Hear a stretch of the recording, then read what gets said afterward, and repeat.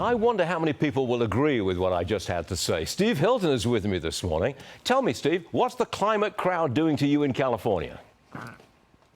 Well, first of all, I completely agree. I'm one of the people who, you can be sure, completely agrees with you. I was going to add, I mean, you said childish, juvenile. We might even go a little bit lower in the age range.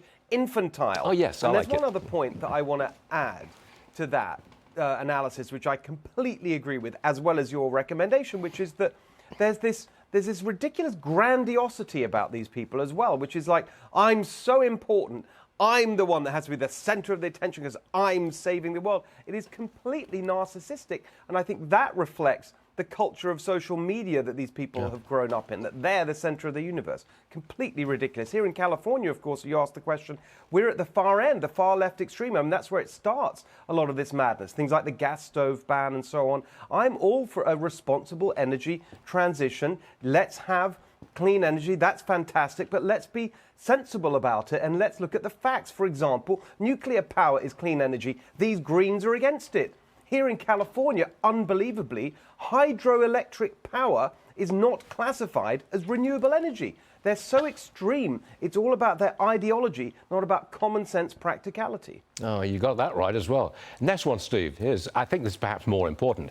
You say that Robert F. Kennedy Jr.'s policies are way out there. I got that. But recent polls show 20% support among Democrats for Robert F. Kennedy Jr. That's extraordinary. This is against President Biden. What are the extreme policies that get him 20% support?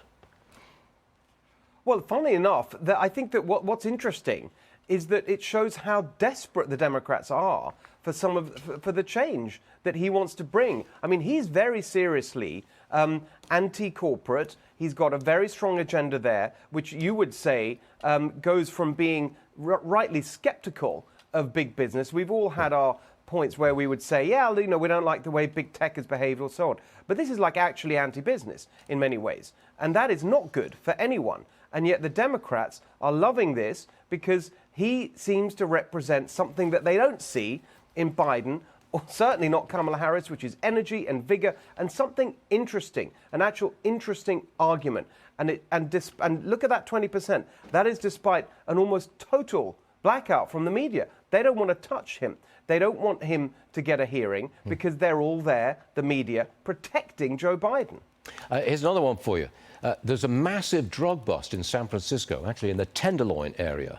92 people arrested. They found enough fentanyl to kill more than 2 million people.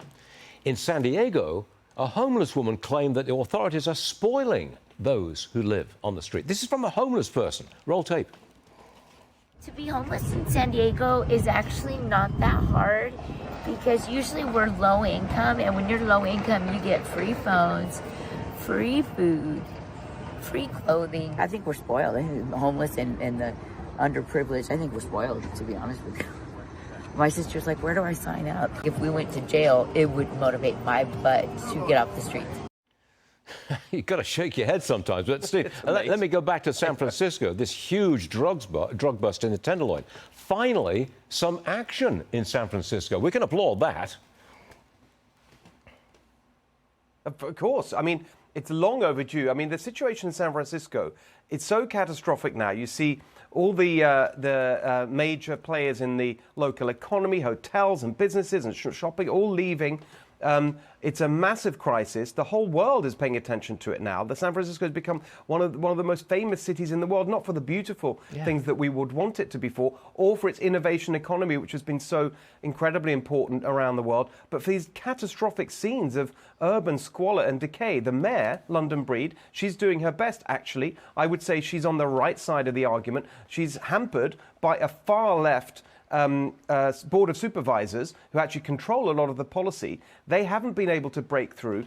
Finally, I think she is making some progress. You've got some very significant local political entrepreneurs, business people in San Francisco who've been plugging away, trying to make change happen at the local level, particularly with the Board of Supervisors. They were behind the recall of Chesa Boudin, the far-left district attorney, also the school board in San Francisco. You are seeing progress, amazingly, in San Francisco, but it's come very, very late. Very late indeed. Steve Hilton, great stuff. We Always like to see you. Thanks for being here today. Steve Hilton, everyone.